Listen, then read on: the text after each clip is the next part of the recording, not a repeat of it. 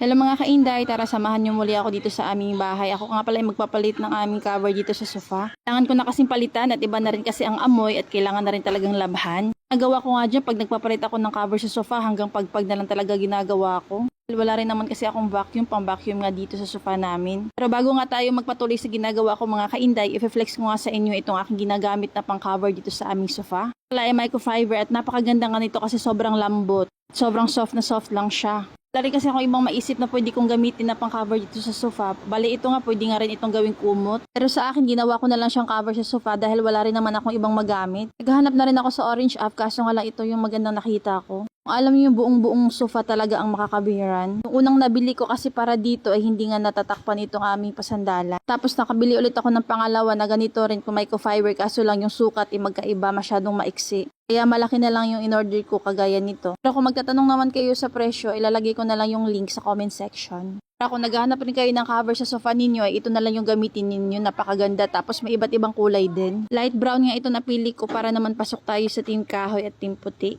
Kumbaga aesthetic ba? Para naman hindi tayo nalalayo sa tema ng mga mommies. Lapit na rin pala ako matapos dyan, kaya ilalagay ko na yung mga unan. Yung mga unan nga dito ay napakalaki nga, kaya yan hirap pa ako kung saan ko ilalagay yan. Kasi nga 7 piraso kasi yan, kaya 3 lang yung nilagay ko. Tapos ganito ipapakita ko naman sa inyo yung buo.